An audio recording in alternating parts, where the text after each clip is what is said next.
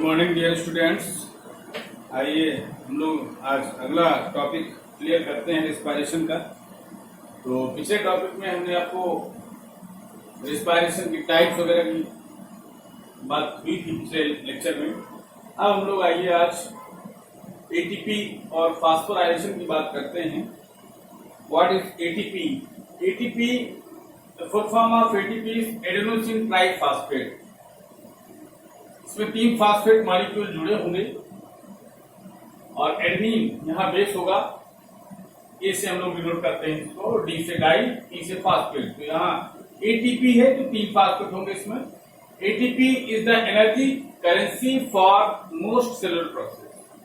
Means question कई बार 1 number में भी पूछा जाता है, what is energy currency? Then you tell ATP is known as energy currency.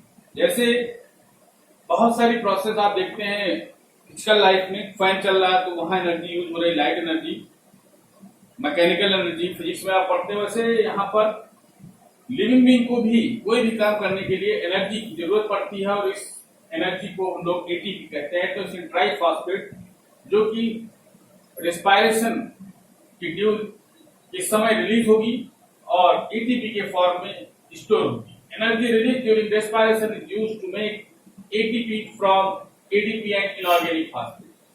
Inorganic phosphate is this. Inorganic phosphate से ADP मॉलिक्यूल, ADP हमारे साइटोप्लाज्म में होंगे क्योंकि ये बनते कैसे हैं? TP के टूटने पर उसी में रहते हैं साइटोप्लाज्म में, और जैसे ही एनर्जी मिलेगी रेस्पायरेशन से ये फास्फोरस से जुड़ करके, ये देखिए यहाँ पर बॉन्ड को दिखाया गया है। इस लास्ट बॉन्ड में, टर्मिनल बॉन्ड में 30.5 किलोजूल पर मोल एनर्जी होती है।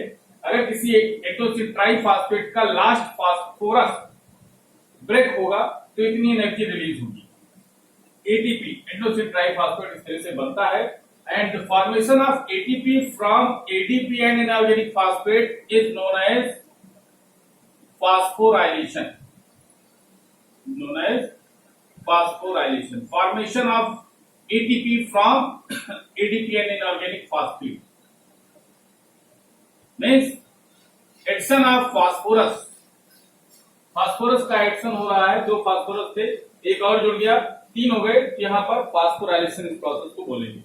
अगर यही प्रोसेस लाइट की प्रेजेंस में हो तो इसे फोटोफास्फोराइलेशन बोल देते हैं। रिस्पायरेशन इन प्लांट्स, आगे इतना ही एटीपी और फास्फोराइलेशन डिफिनेशन यहीं पर इतना ही था। आगे हम लोग रिस्पायरेशन इन प्लांट्स पढ़ते हैं। प्लांट्स में रिस्पायरेशन के लिए कोई स्पेशल ऑर्गन नहीं है कि लंग्स है, यहाँ पर कोई सिस्टम नहीं है। इनकी जो सेल्स हैं ज्यादातर आप देखेंगे चाहे लीफ हो, स्टेम हो, और लूजली पैक्ड है तो डायरेक्ट कांटेक्ट में है एनवायरनमेंट, एटमॉस्फेयर के, तो ज्यादा इन्हें किसी सिस्टम की जरूरत नहीं होती है। Plant exchange gases through stomata, छोटे छोटे पोर हैं इनकी लीफ में जिसको स्टोमेटा कहते हैं। एंड लार्ज इंटरसेलुलर स्पेसेस, इनकी जो पैरेन्काइमा आपने पढ़ा होगा प्लांट के सूत्र में 9th में, तो वहां पर बहुत बीच बीच में स्पेसेस पाए जा रहे हैं 2 सेल के बीच में। Large intercellular spaces ensure that all cells are in contact with air. तो जैसा कि आप एक क्वेश्चन ये भी पूछा जाता है कि यूनिसेलुलर में क्यों डिफ्यूजन होता है या और मल्टीसेलुलर में इतने सारे सिस्टम हैं। तो यूनिसेलुलर आप देखेंगे पूरा का पूरा डायरेक्ट कांटेक्ट में है एनवायरनमेंट के, that's why diffusion takes place. लेकिन हम लोगों बॉडी में, ह्यूमन बीइंग में डिफ्यूजन नहीं पॉसिबल, डिफ्यूजन के थ्रू हम लोग रिस्पायरेशन नहीं कर सकते। इसका रीजन है कि हम लोगों की जो सेल्स हैं वो डायरेक्ट कांटेक्ट में नहीं है। अंदर स्टमक, इंटेस्टाइन, ये बहुत अंदर है, डायरेक्ट कांटेक्ट में नहीं एनवायरनमेंट के, इसलिए ये सिस्टम बना हुआ है रेस्पिरेटरी ट्रैक्ट का। प्लांट्स में स्टोमेटा है, डायरेक्ट कांटेक्ट में है एनवायरनमेंट के, और इनकी जो सेल्स हैं वो भी लूजली पैक्ड है, तो इसमें इंटरसेलुलर स्पेसेस पाए जा रहे हैं, इसलिए डायरेक्ट कांटेक्ट में है और आसानी से एक्सचेंज हो जाता है डिफ्यूजन के through. CO2 and O2 are exchanged by diffusion process। तो डिफ्यूजन प्रोसेस ये नीट वगैरह भी पूछा जाता है कि इस प्रोसेस से प्लांट, यहाँ पर कौन सी प्रोसेस होगी? तो प्लांट हो या एनिमल, हम लोग भी डिफ्यूजन प्रोसेस से ही गैसेस का एक्सचेंज करते हैं लंग्स में और टिश्यूज पे, और यहाँ प्लांट भी डिफ्यूजन प्रोसेस का यूज कर रहे हैं। Simple diffusion, higher movement of any substance from higher concentration to its lower concentration. Root respire through root hair, root कैसे रिस्पायरेशन करेगी? रूट हेयर के through. Green leaf stem respire through stomata, green leaf से तो उसमें stomata पाए जाएंगे। कहीं कहीं बुक्स में ये भी है कि ग्रीन स्टेम में भी स्टोमेटा थोड़े बहुत मिलते हैं, लेकिन वुडी स्टेम में अगर देखें हार्ड हो गया स्टेम तो वहां पर लेंटिसेल्स पाए जाते हैं। लेंटिसेल्स हैं क्या? Small area of bark where the cells are loosely packed, जहां पर सेल्स लूजली पैक्ड हैं वहां पोर जनरेट हो जाते हैं। जैसे जैसे स्टेम मोटा होता है उसकी बाहर की सेल्स, बाहर का जो बार्क है, बाहर की आउटर सेल्स हैं, वो स्पेस उसमें ज्यादा बढ़ता जाता है और पोर जनरेट होते हैं, that is called lenticels. Bark में पाए जाते हैं, बार्क में छाल, outer covering. At the night, रात में बात करेगा, where there is no photosynthesis, रात में कोई फोटोसिंथेसिस नहीं होगी, लाइट नहीं है।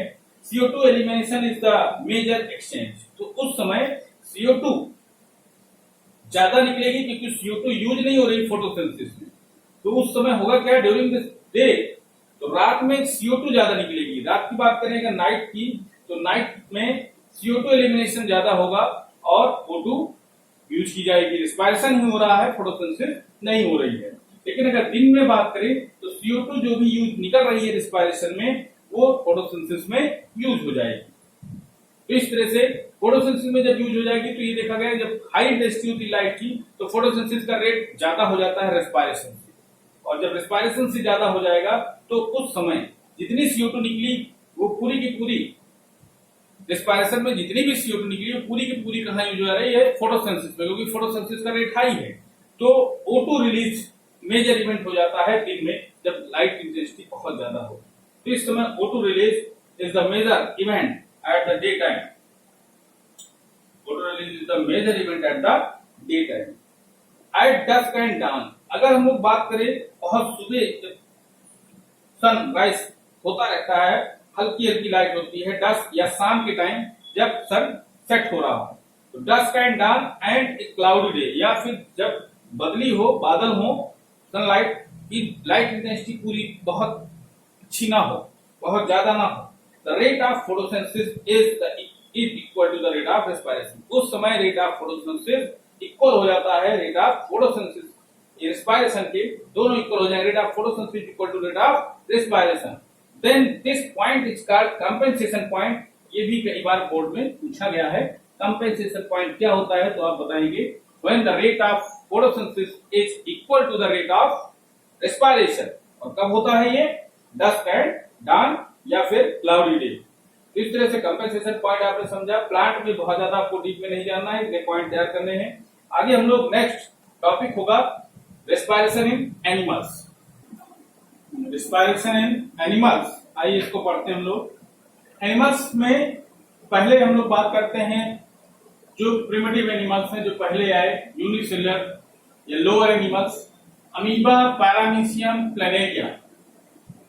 ये एनिमल्स बोर्ड में पूछा गया इसलिए मैंने अलग यहाँ पर दिखाया है। अमीबा, पैरामीशियम, प्लैनेरिया जो भी यूनिसेलुलर हैं, या प्लैनेरिया जैसे यहाँ मल्टीसेलुलर है, फिर भी ये अपनी बॉडी सरफेस से ही, इनमें कोई स्पेशल रेस्पिरेटरी सिस्टम नहीं है, बॉडी सरफेस से ही ये रेस्पिरेशन करते हैं, ब्रीदिंग करते हैं, एक्सचेंज ऑफ गैसेस होता है।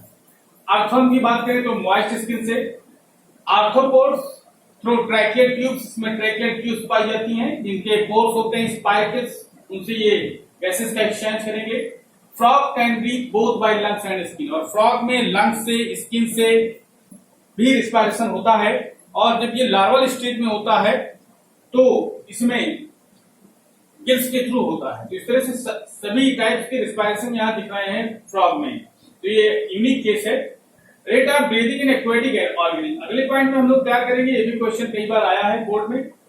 Rate of breathing in aquatic organism, aquatic organism में ब्रीदिंग का रेट हाई क्यों होता है, कई बार पूछा गया, देन द टेरेस्ट्रियल ऑर्गेनिज्म। तो इसका एक ही रीजन है, because the amount of O2 dissolved in water is less, is lower compared than the amount of O2 dissolved in air। तो ऑक्सीजन में जितनी, एयर में जितनी ऑक्सीजन है उसके कंपेयर में वाटर में जो ऑक्सीजन है वो कम होती है, डिजॉल्व, क्योंकि O2 की सॉल्युबिलिटी कम है कंपेयर देन CO2, तो O2 डिजॉल्व कम होती है वाटर में।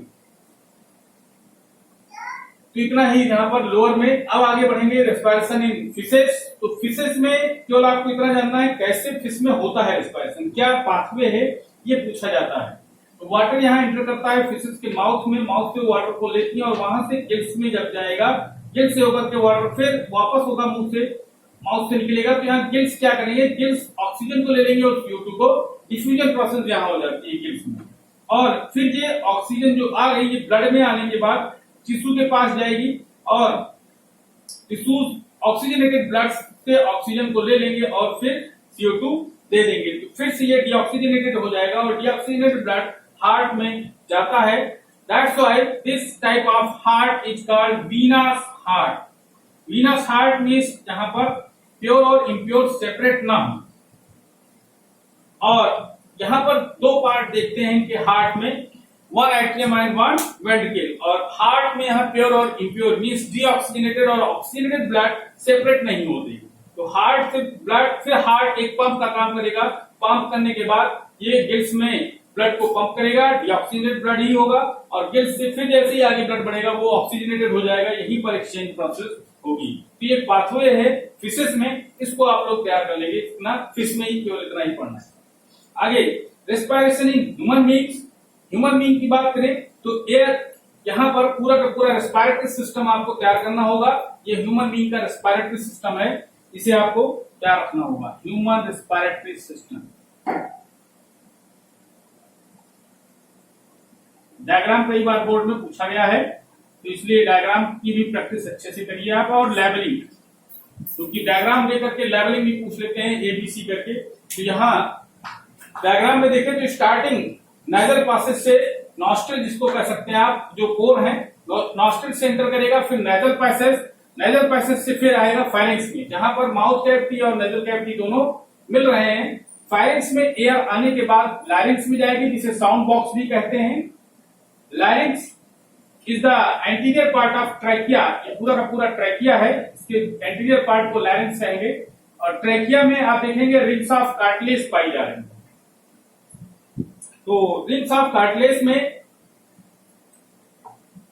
मीन्स जो यहां पर इस ट्रैकिया में रिंग्स ऑफ कार्टिलेज क्यों प्रेजेंट हैं, इसका क्या फंक्शन है। This is trachea, main went pipe है ये, इसके थ्रू एयर इंटर करेगी और इसमें रिंग्स ऑफ कार्टिलेज पाई जाती हैं जो इसको कोलैप्स होने से बचाती हैं। किसी अगर एयर पाइप में एयर नहीं होगी तो वो चिपक सकती है, कोलैप्स ना हो इसलिए इसमें रिंग्स ऑफ कार्टिलेज प्रेजेंट होती हैं। तो इस तरह से आगे एयर यहाँ ट्रैकिया से होते हुए ट्रैकिया फिर डिवाइड हो जाता है ब्रोंकाई में, लेफ्ट और राइट ब्रोंकाई। इधर लेफ्ट हो जाएगा, दिस साइड इज लेफ्ट और इधर राइट।